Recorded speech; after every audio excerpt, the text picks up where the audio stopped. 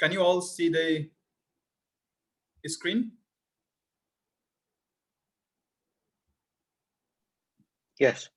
I have the textbook open, so you should be able to see that. And hope it is legible as well.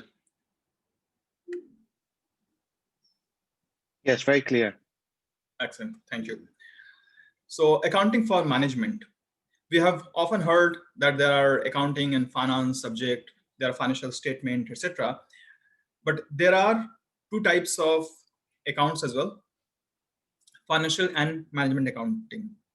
So accounting for management provides more sort of strategic, tactical, and operational information because it does not end just on the financial data or financial information. And what is the difference between the two? The difference for between the financial versus management accounting is that financial information is all about what is the total profit, the expense, income, etc. What is the earning of the entire year? Whereas the management accounting is also concerned with how those earnings were driven, what else can be done, how the operation can be improved, right? So often it talks about the improvement, the steps, the procedure. It tries to find out how things can be improvised and made more efficient. It takes a very detailed view of how things are being done, right? So that's why management accounting is has a very instrumental and strategic role in driving the organization, and we are going to learn about those in this chapter and the entire paper. This starts with a very key question that we all are often facing nowadays: the data and information. So the difference between the two is inherently that data is just raw information, right? So today you logged in into Facebook, and like you and us, there were 10 million people who logged in, and they spent 5 to 7 minutes. They surfed into a couple of different type of pages. Some went into the tourism, some went into an educational side, so on and forth. So this is a set of data which your system or your technical team can provide to you, but you might not be able to make sense out of that because maybe 10 million or 100 million people's surfing pattern and behavior is given to you. It is too much data and you might not find out anything out of that. So what to do to find out a pattern out of the data? If you find out what the data is saying, what insight it is providing, that becomes information. So if you find out that out of 10 million people, 2 million are searching about different educational sites or educational material, whereas 1 million people are trying to find out a good tourist spot close to their house, which was quite less than 25% a month ago. That means there is a trend, upward trend, and people are looking for tourism. They want to go and explore the neighborhood area. So they can be targeted for good tourist package. So that's why once you convert the data into information, it becomes useful. And it can generate revenue. It can help you expand the business. So data, when organized to extract some useful pattern, becomes information, which can be used for various purposes. So that is the difference between data and information. Why it is important? You might have heard multiple times by now that data is next oil. Oils are going to finish maybe in next 10, 15 or 20 years. Of course, some countries are building the reserve oil, but data has the oil has a limited life left. But data is getting bigger and bigger day by day. The volume is increasing. As the information of Internet of Things came into the picture, more and more devices are connected to internet and connected to each other, which is creating a lot of data. So do you know on daily basis, 2.5 quintillion of data is created. So 1000 terabyte is equal to 1 petabyte, and 1000 petabyte is equal to 1 quintillion of data, or 1 exabyte. So you can imagine almost 25,000 terabyte data is created on daily basis as we are talking. All this data are converted into, if it is converted into right information, it can do magics. And that's why many companies are trying to leverage that. And that's why you would have seen some 10 months ago, one of the richest Asian and at global level, one of the richest person, fourth ranking actually, Mukesh Ambani, started to reduce his exposure to the oil and started to make bigger investment into the broadband, information system, and digital businesses. Why he's going short? Why he's reducing his exposure to the oil and increasing more into the data? Because data is the future. Information is the future. That's why it is called that data science is the most glamorous job in coming decades. So that says data is important. But how and when data is important? When it is converted into information. But the question is that, is all information useful? Answer is no. Information should also have some quality aspects, some dimension. There are some quality filter for information as well. Not all the informations are useful. And what are they? Information is only useful when it is relevant. If in this class, suppose, if I start talking about how the plant grows and what is happening on the sun, is that relevant? No. It could be for other people, but not for you, not for this class. And relevance is also contextual. Something that is irrelevant to you might be relevant to others. So we need to also bear in mind relevance is contextual and situational as well. It does not have its own value, because something can be relevant to you but relevant for others. Similarly, completeness. Often people provide the information which is not complete, and an incomplete information is sometimes a lie or a falsehood as well. If you provide half information, even if it is correct, it is equivalent to false information, because information needs to be complete. Of course, that has to be accurate. Something said falsely cannot be called an information. It is a false data. So these are the qualities of information that we are talking about. Yes, information has a magic. It can do a lot of things. It can drive the profit, business, expand the business. It can achieve a lot, but it has to have certain quality, right? Also, it has to be very clear. If any information is provided in mathematical equations or in some other French and Greek language, it might not be useful for the user. So for something to be useful, it has to be clear as well and understandable. Okay. It must generate confidence.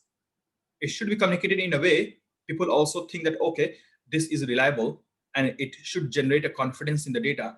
If somebody says that, okay, so today's management accounting class is going to start maybe at 4 o'clock, or could be 4:15, or maybe 4:30, how useful is this?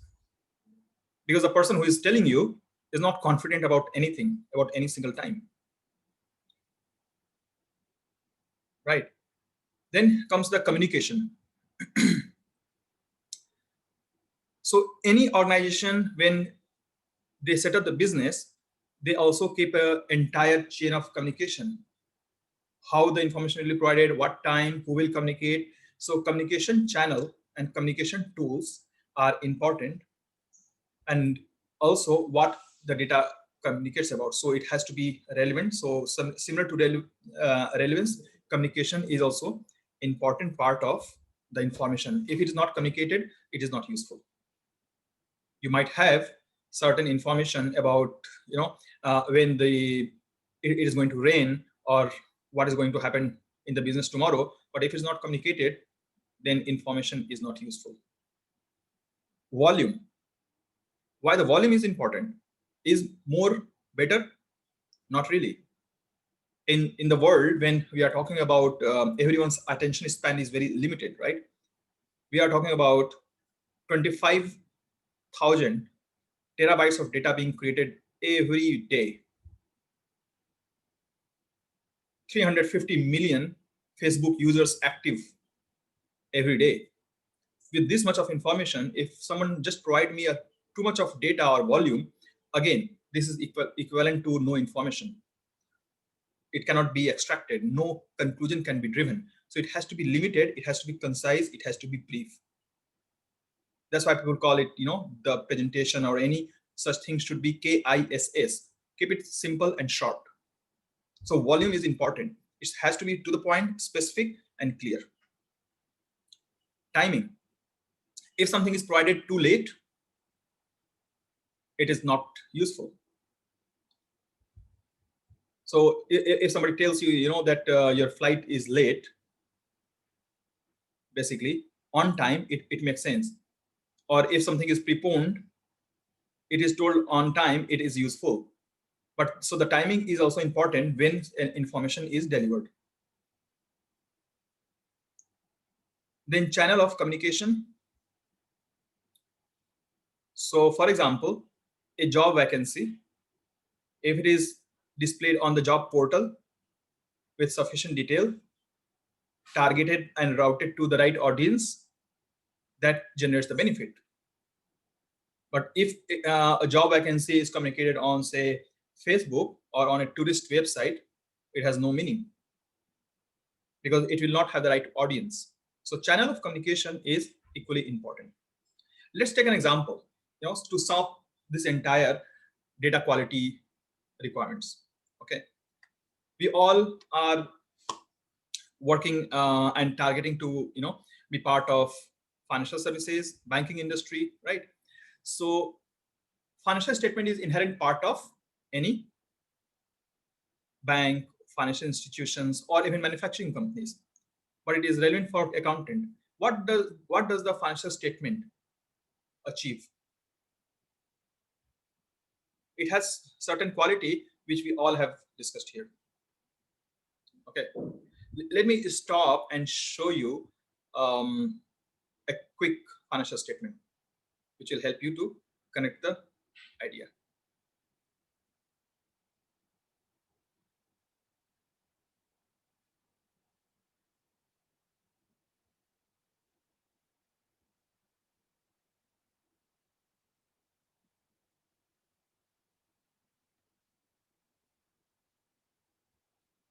Can you see my screen?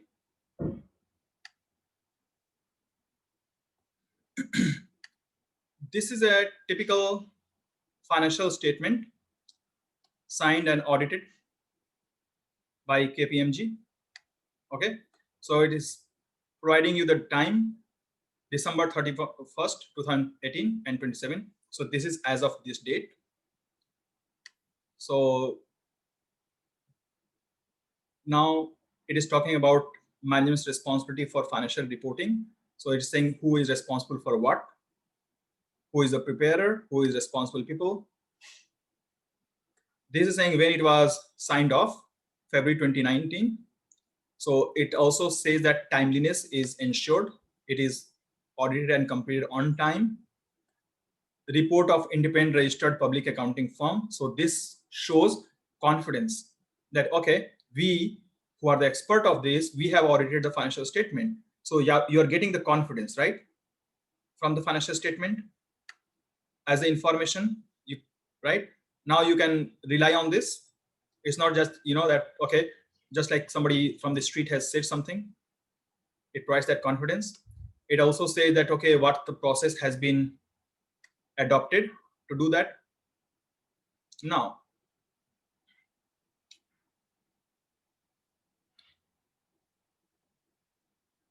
if you look at the report now, the financial statement, this is talking about 286,000 and thousands of US dollars. So it is talking about 286 million worth of cash and cash equivalent.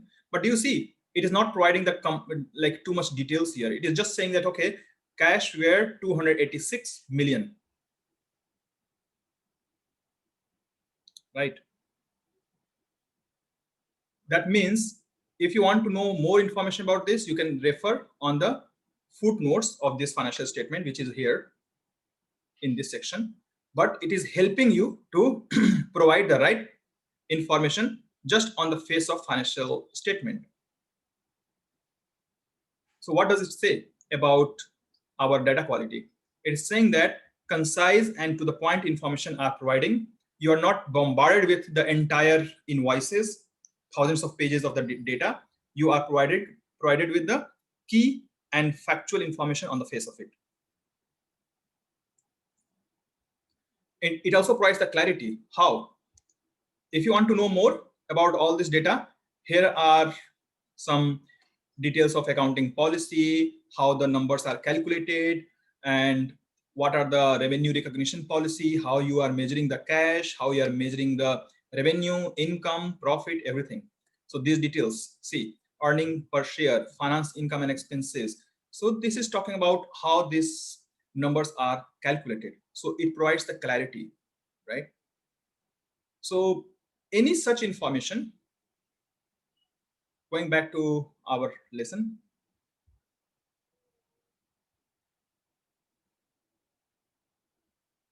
so any such financial information, be it a management report or PPT in the organization, they are supposed to provide certain data in a qualitative way. It should be useful to the users. Only then it adds value. Otherwise, it does not have any meaning.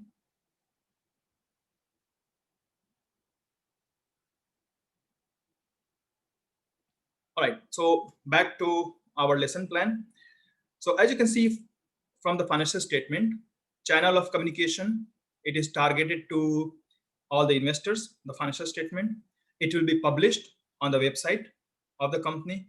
It will be on the stock exchange websites. It will be available for public viewing. Timing, we have seen it is signed off and completed on time. Volume of data is very smart. Communication channel is good.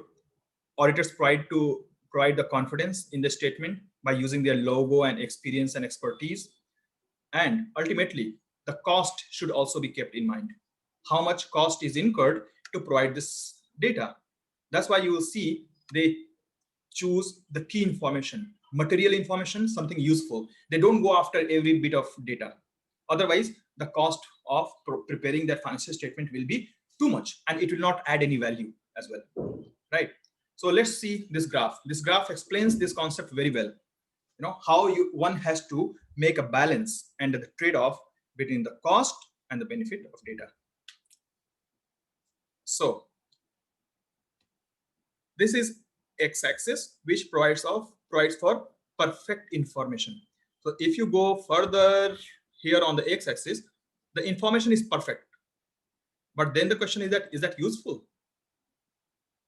Because if you go here on the top, on the y-axis, in terms of dollar, it is reflecting what is the cost to acquire the information. Every piece of information costs something. And if you try to just get too much of data, the cost will be high. So if you want to stop here, the cost will be only at this point. But if you want to get the perfect information, which is here, then look at the marginal cost. The cost is quite high. You have to spend maybe $100,000 to get all the data and details, but it may not carry any value. People don't want to even look at that much information. So you need to stop at a certain point when the more information does not add value. How do you decide that?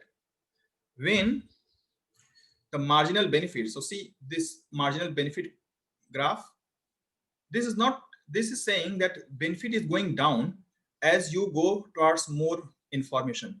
More and more information you provide, the benefit from each unit of information is going down. This is also following the rule of one of the famous rule of economics, which is called diminishing marginal utility. Have you heard of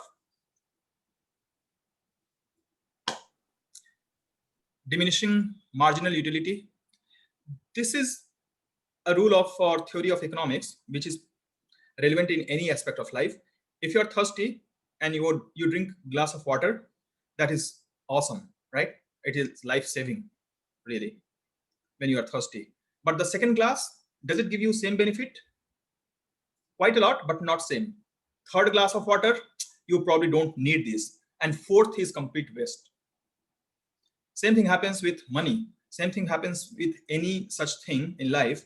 More and more you get, then the extra unit is not as useful, not as beneficial. First 1 month of exercise give you a lot of benefit, but next month of exercise, does it give you equal benefit? No, not really. So the benefit start to go down for each unit. That is called diminishing marginal utility. Same is useful for every piece of information that you get. The cost increases for every piece of information, but the benefit does not increase as much. So benefit start to go down for each piece of information, but the cost goes up sharply. So you need to stop where the benefit is equal to the cost.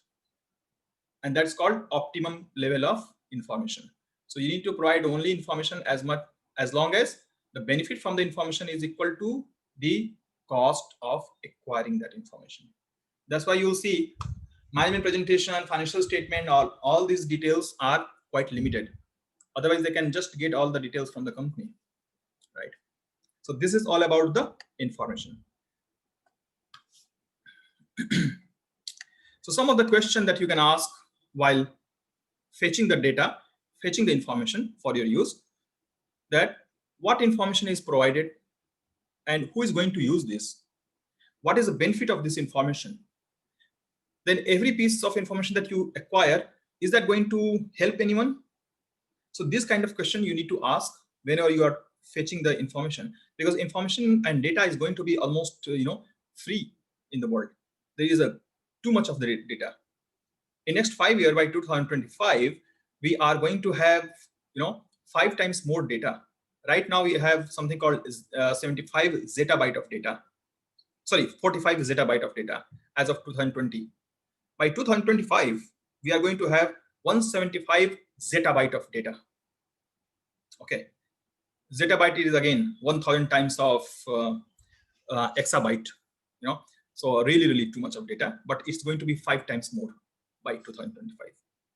So be very specific what you need, how you present, and generate a confidence in the information that you provide. Okay.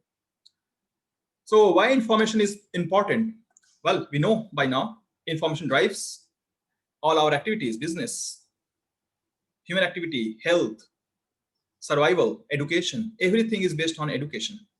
If a company today decide to go into another market and launch a product at a certain price, what they need to know? What is the competition in other market? How much price is offered for those products? Are those products relevant in the foreign market, the new market that we are trying to enter? What is the cost of manufacturing that goods if we want to increase our production? Are we legally allowed to sell our products there? What is the trade barriers? So much of information is needed if we need to make one plan. And it is not only about going abroad with our product launch. Every single information, every single planning in today's time requires a lot of information and data. We might not be aware how much information is needed at every step, but it is a lot. And that's why information is relevant, and information is becoming the next oil.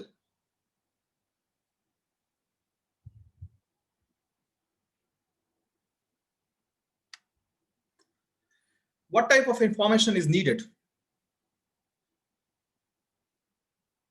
So when we are talking about the different type of information that the organization is looking for, so what are the types? Apparently, financial information are key. We have already looked at one financial statement very quickly. So that talks about balance sheet, P&L, cash flow statement, changes in the net assets, etc. The cash expenses, Then non-financial information. What are those? Why non-financial informations are relevant?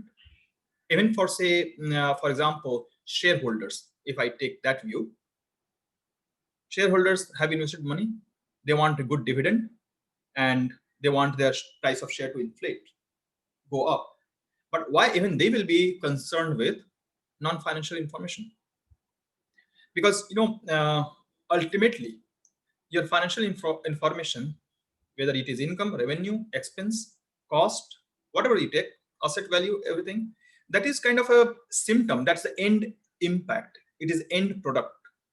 Financial information, I'll repeat, is the end product of your process, your methodology, how you do the business, how you are running the entire organization. Those process, your project methodology, your processing abilities, these are the things that decide how much cost your product is going to incur, how much expense your organization is going to incur, how much profit will be made. So financial information is the end product, actually, or the reflection of everything that you're doing in the organization, in a way, right? Hence, a smart investor or many such people, they also want to know what is happening in the organization, how you're doing the business. Are you motivating your staff or not? Are you fair with your supplier? Are you fair with the client? Are you doing the research and development? Are you innovating? Do you care about the environment? Do you care about the public and people? All these informations are also important, because ultimately finance and financial statement is going to be impacted either now or later if your processing is not improving, right? Hence, non-financial information are equally, if not more, important as financial information, right? So some of the examples given in the book: canteen facility, details of the number of meals, employee motivation, all these things are important non-financial information. Okay. And then the third type could be a combination of financial and non-financial information. Typically, it could be a strategic plan to open a new factory or new plant somewhere. That can have strategy, MIS, management data, as well as financial information. So it could be a combination of financial and non-financial, both type of information, right? So as we have covered some bit so far, any question? Please stop, interrupt, and let me know if you have any question or query.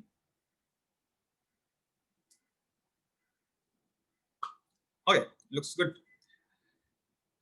So non-financial. Explain that graph once again. Sorry? That graph once again. The graph. Yeah, like you explained before, the diminishing marginal utility. Oh, okay.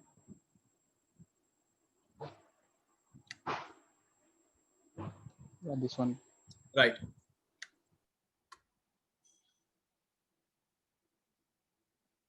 So this y-axis reflect the cost of acquiring one piece of information. This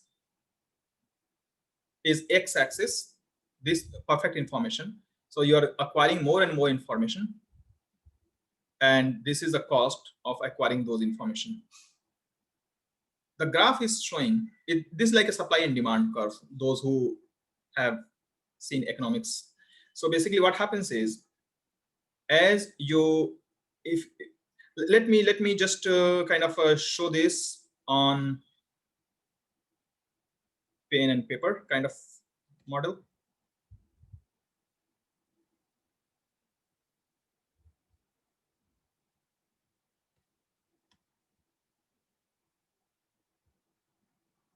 Do you see a whiteboard?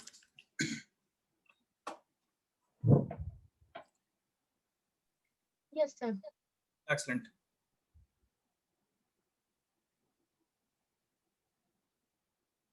Wow, I can draw. Oops.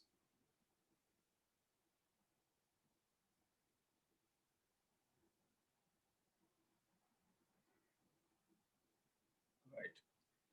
So essentially,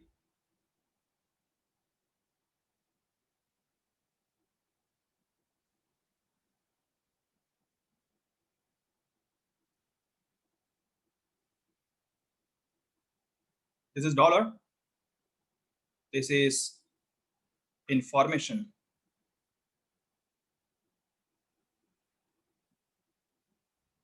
This is marginal cost, and this is marginal benefit. When we say marginal, this word, this is coming quite often. What does that mean? You remember the example of the glass of water. When you have one, this is great. Second one, this is also good. Third, not needed. Right? That means every single unit when you add, it has reducing benefits. So this is called marginal benefit. When you add something 1 unit, how much benefit are you getting only for that 1 unit? That is called marginal benefit. On the same time, for that additional unit, you might be incurring some cost. Maybe the first glass of water was INR 5. Second glass could be even more expensive, but let's keep it 5. And this is also 5. So this is marginal cost. For every additional unit, you are incurring that marginal cost. But benefit is going down for each unit. So that's the meaning of marginal. That one additional unit is called marginal. Now, with that said, basically, as you can see here, let me delete this junk. Oops.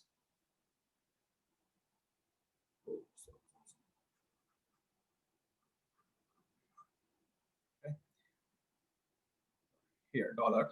So basically what happens is, if you are acquiring only, say, there are 5 units of information, 1, 2, 3, 4, and 5. And similarly here, 100, 200, 3, 400, and 500. Okay. So basically what happens is, as you are acquiring more and more information, your cost is going to increase. Hope the drawing making sense. Oh, I have to take some class for drawing as well. So every piece of information requires more dollar. Then the question is, should we really go beyond this piece of information? This is optimal point. Because at this point, you see here the intersection of the two graphs. At this point, your marginal cost is equal to marginal benefit. As you acquire more information, the marginal benefit is going down, but at least until this point, your marginal cost and marginal benefit both are equal. What does that mean? So if you acquire one piece of information, it is costing you somewhere around, say, 250, right? Dollar. But on the same time, your benefit is also 250. But what happens if you go here, little above? Your cost is, tell me the cost here.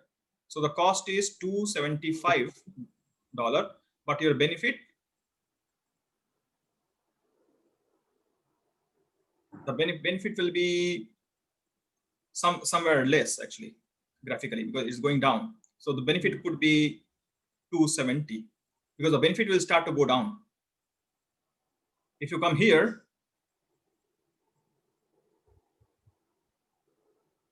your benefit could be 180, but the cost would be, what is the point here? The cost could be somewhere around 450. So cost could be 450 and benefit could be only 180 at this point. Is that clear now? How it works? Yes, sir. Or confuse you more? So basically it's saying that for every unit of information that you are acquiring more, between 4 to 5, the benefit is almost same, but the cost is going up. So there is no benefit after a certain point. You should really stop at optimal point here, where the cost and the benefit both are equal. Otherwise, cost will be more, benefit will be less. You are making loss as an organization.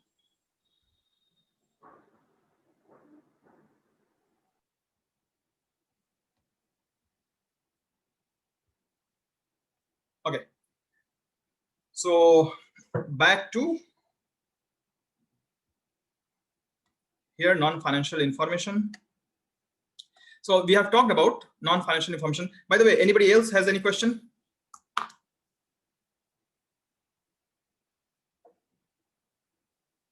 Okay.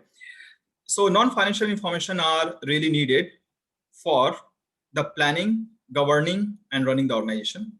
Because we have said earlier, financial information are only the reflection of what has been done throughout the period. But how it is done, that is, measured and controlled by non-financial information, like your HR policy, your planning, your technology investment, how innovative you are as a company. All these things are non-financial information. They are critical. They cannot be ignored, right? So these information are required for planning, controlling, and decision making, right? So what is the planning?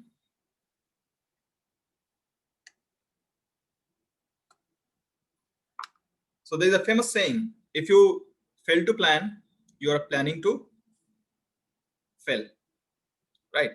Because in today's time, there are many smart organizations and people coming together. The firms are being launched on regular basis, and if you are not alert what is happening in the market, and if you're not responding basically to what is happening in the market, you might fail. And the planning is all about knowing where you are, where are you standing right now, in 2 years time, where you want to go, what resource that you have, how you can use those resources, and how you will land to your objective or goal. That is the essence of planning, right? So if you don't do the plan, what can happen? Let me tell you some information, interesting stats. Fortune 500 companies, they're the list of the world's top 500 biggest and high performing organization. So research suggests that between 1988 and 2017, basically, only 25% companies could survive in the top 100 list. Only 25%. If you go further, between 1955 until 2017, there are only 12% company who are in the entire 500 list. The companies, 90% almost just disappeared. They are not in the top 500. So it takes almost 60 years for 90% of the companies to drop out of top 500. 90% are gone out of top 500. Many don't even exist. Many of them are not even known to public. They have become so fragile and so weak, so small. What do you think is happening with those companies? Why such large companies which were in top 500 are not existing? Only 10% could stay in the list. And this is all about the planning and knowing where the company should go. Many companies fail to understand where they need to go and how they need to go there. They think that they are great companies and they stay in their own world, and changes a strike, they are out of business. There is another research called Innovata that is saying that earlier it took 60 years for 90% company to drop out of 500. Now it will take only 15 years. Within 10 to 15 years, 90% company will start to get out of the top 500 list. That is the pace of the change. So how to survive in that? Planning is the key. So once you plan something, you establish the objective, you look at resource, the process, how you want to go, everything should be detailed out. But that is not sufficient. Once you put the detail of where you want to go, how you want to go, you also need to put the control. At every 2 months, 3 months, monthly basis, you need to review your plan, whether you are making the right progress or not, what is required to make those progress, who should be reprimanded, who should be encouraged, who should be rewarded, and what money and resource should be spent in order for you to stay on the track. Or maybe you made the plan and the plan is not working for given reasons. You need to tweak the plan. You need to change the plan on the route, right? When you start from home and you try to go to a mall, but then on the way you see that there is some digging happening, or there is some accident somewhere, you need to change the route. So you do that, right? So the control is needed once you do the planning in order to do perfect execution or good executions. And finally, in order to do planning and controlling properly, you also need the data for decision making. Because you can't change the plan, you can't control things if the decision making process is not efficient. And how it will work, how decision making can be done, that is also through non-financial information. Somebody needs to dig up the data from the market, make useful information out of that, present it in a proper way and manner. How it should be presented, again, quickly look through the requirement. Relevance is point A, by the way. Relevance, completeness, accuracy, clarity, confidence, communication, volume, timing. Timing is also key. You can't provide the information too late. When the enemy's army has surrounded the fort, you can't come and tell the king that, hey, you know what, the army is there, enemies have already captured us. There's no point telling at that moment. Or you can't even say, something very vague. There's a story, mythological story of Greek, Ides of March. It is said that there was a seer who said that, that the king will be captured and assassinated in March. No one cared about this because no one could understand that, okay, on what basis this is being said. The communication was just incomplete. So communication was faulty. It was not complete even. Of course, later people knew that it was accurate, but it was not complete. There's no clarity. And hence, there was no confidence as well. So people ignored. And then what happens, mid-March, there was a protest and revolt into the town, and the king was captured. The prophecy of the seer and saint come true. But since there was no explanation, no data, no detail, it was incomplete, no one really cared about this. And it happens almost every day in many businesses, in every country. If the information is not properly served, it has no meaning. Okay, so people generally don't believe prophecies. People want to understand the rationals, the logic behind this.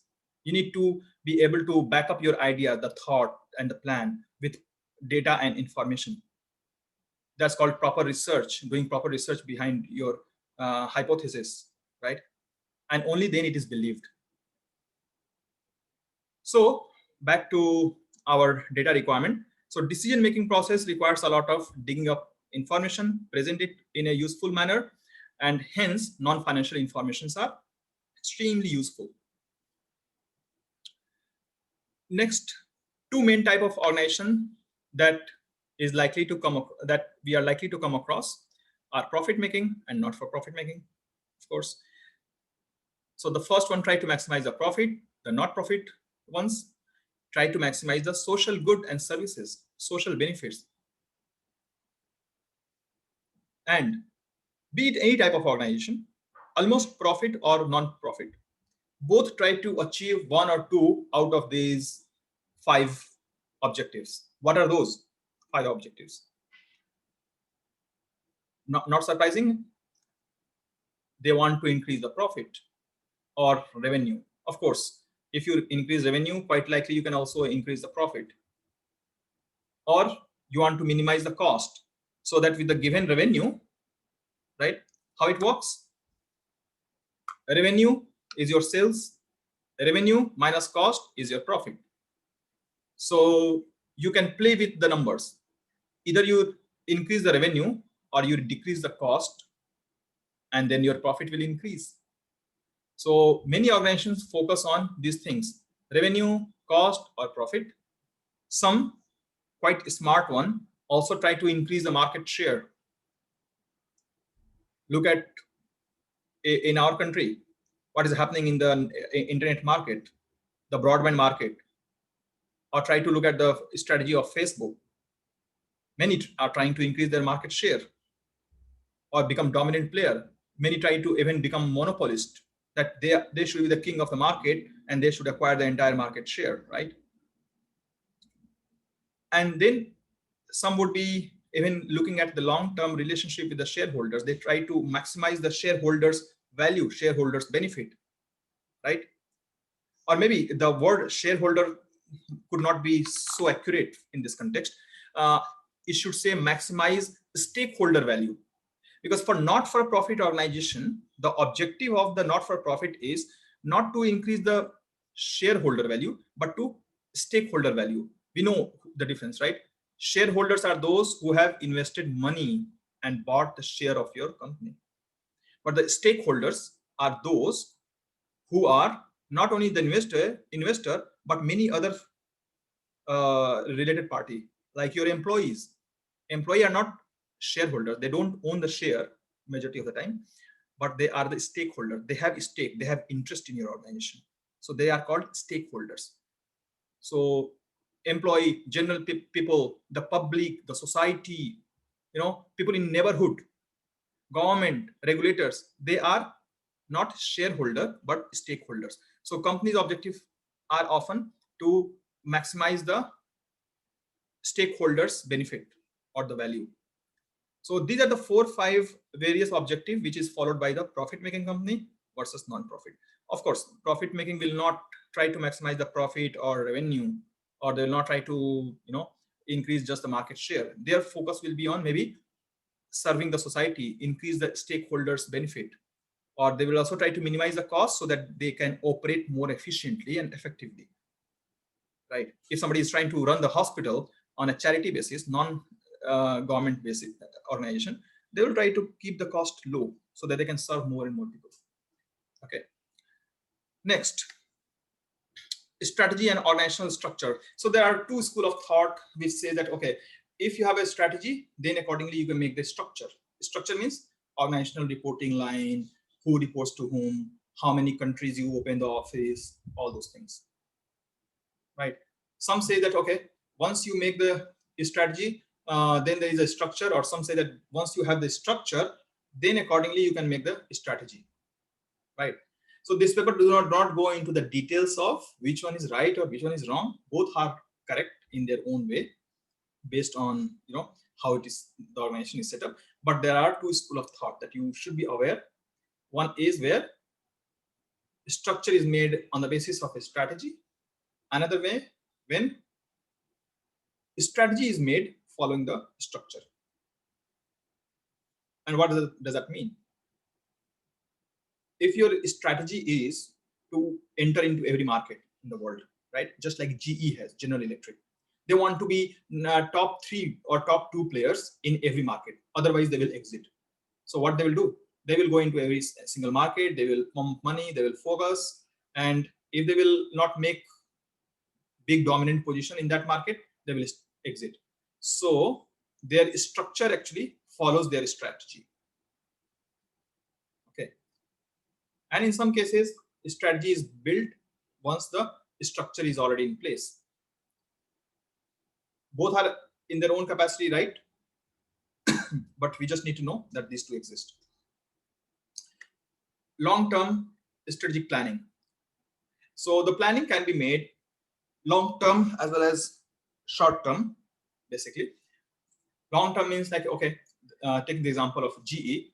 GE wants to become top 3 player in every market in the world, which means they will make the plan for 3 to 5 years to gradually enhance their competitiveness and pump the resource, become innovative, grab the market share, be the #1 client-centric company in order to become the dominant player. But in the short term, they might have a different plan. They want to first increase the price earning ratio or dividends to their shareholders this year, because the market is not very good and the shareholders are under distress and they are not happy. So first they will try to increase the dividend per share and the earning per share to the shareholders. So there could be sometimes two different focus based on short-term versus long-term planning. Okay, so long-term strategic plan is quite detailed, stepwise, and lengthy process, whereas a short-term plan is based on the immediate data, immediate client feedback, immediate investment decisions. If you are falling short of the cash, what to do? If new competitors have entered the market and they are doing a price war with you, how to reduce the price? So these are short-term tactical plan. And in any organizations, often short-term and long-term plans are kind of interacting with each other. They are related also to each other. And that's where the entire hierarchy comes in picture. Let's try to get a quick idea about those planning. By the way, any questions so far?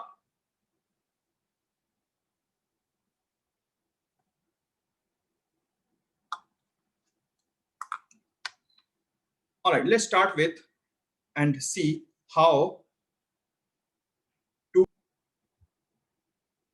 So let's see how two plans interact with each other. So the assessment stage of the planning, where we try to see our future need and aspirations as a organization. Okay, so let's say if Jio wants to become #1 player in the broadband market in India, suppose. So what will be their approach? First, they will look at their own strengths, their brand, their values, their connection with the market, or maybe they are well connected to the logistic. They know the market better. So what is their strength? And this is called a SWOT planning, SWOT, right? I'll write it down. So SWOT is called strength, weakness, opportunity, and threat. Okay, there we try to know what is the strength of organization, what is the weakness, and given that, what is the opportunity in the market? Is everyone talking about digitization? Is the government serious about e-governance? Are there like more than 200 million mobiles connected to internet in India? Are people going to adopt technology more? Okay, wonderful. That means there is a market for digitization and broadband. So Jio will say, okay, fantastic, great opportunity. But there could be threat as well. There could be some potential foreign entrants preparing to enter Indian market, because Indian government has passed the law that they are going to welcome more foreign direct investment into India, because we need to all become smart digitally. Artificial intelligence should be adopted. For that, broadband should be very fast.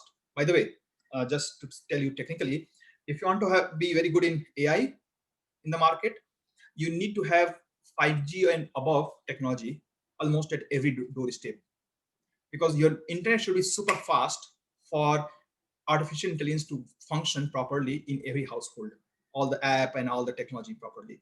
Hence, 5G is one of the stepping stone to become AI-based economy.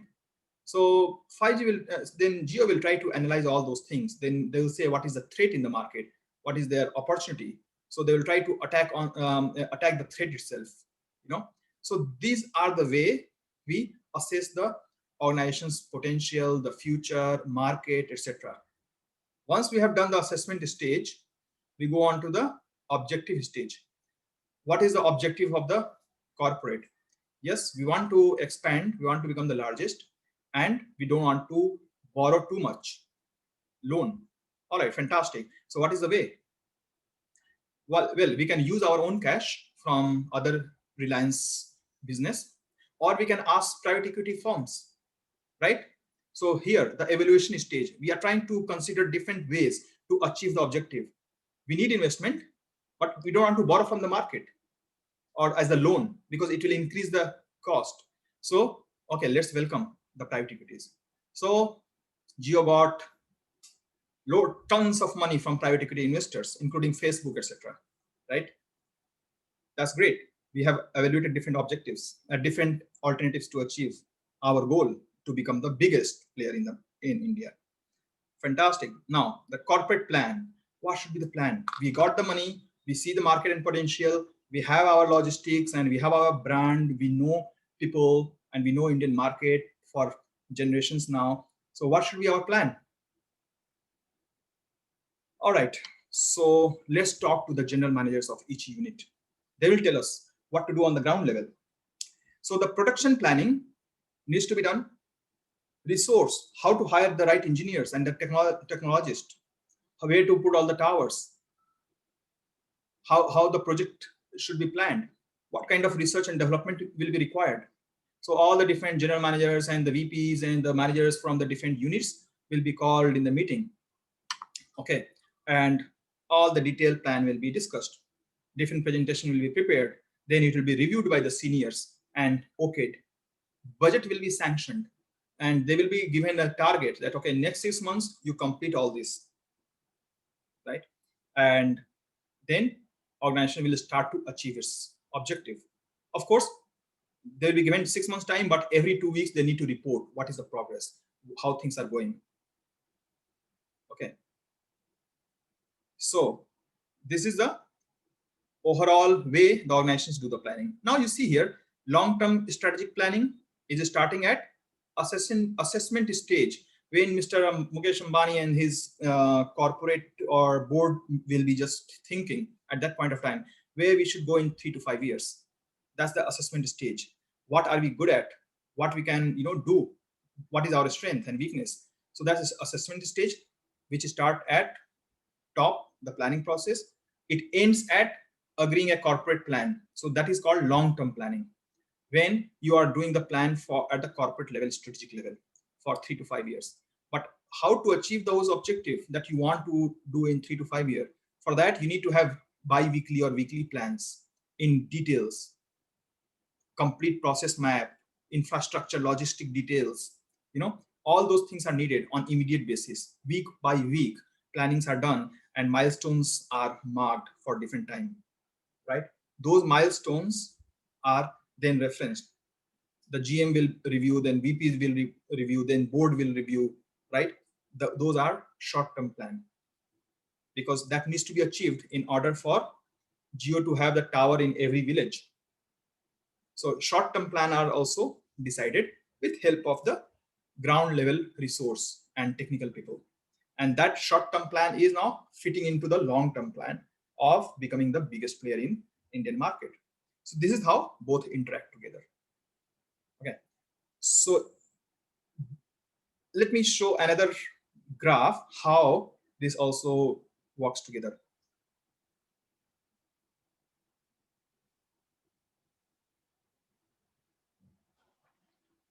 Oops. This is still there.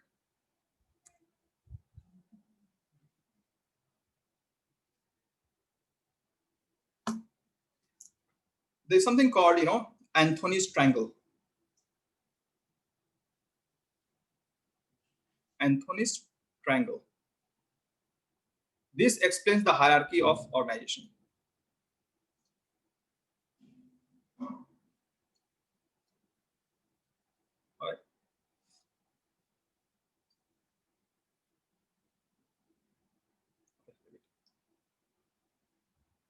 So this is the top side, tactical, operational.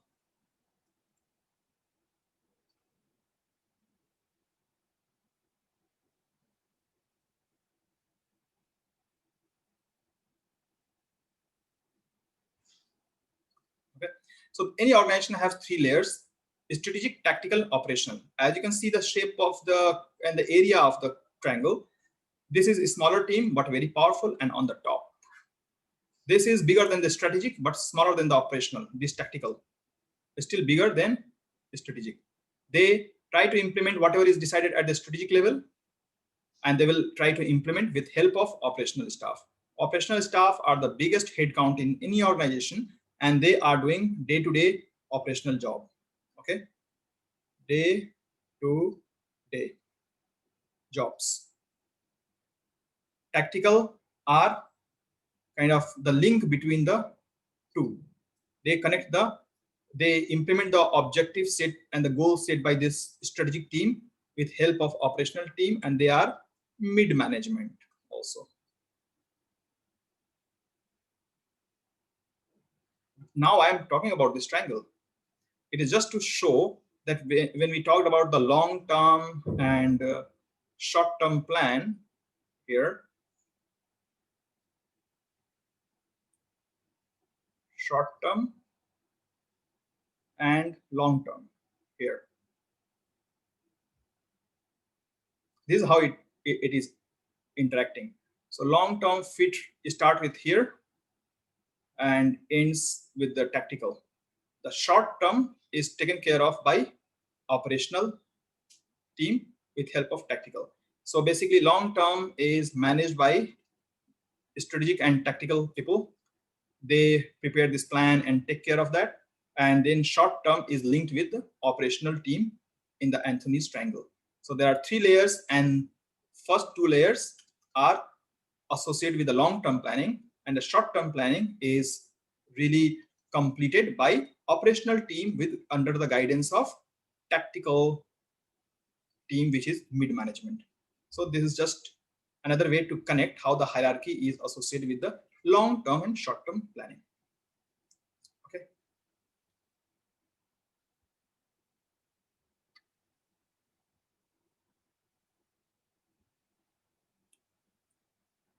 So this is the planning state. Next is control. So I think this is a good bit of discussion today, starting with the data and information, quality of data information, etc., different types of information, and how do we do the planning for long term and short term.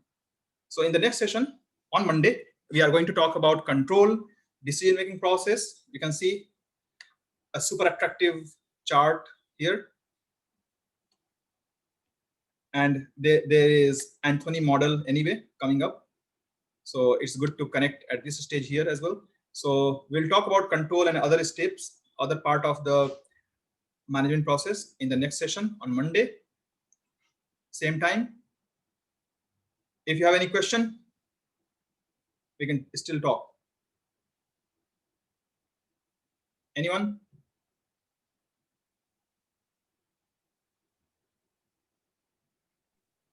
No, If sir. you don't have any question, it will make me overconfident. So ask if you have any.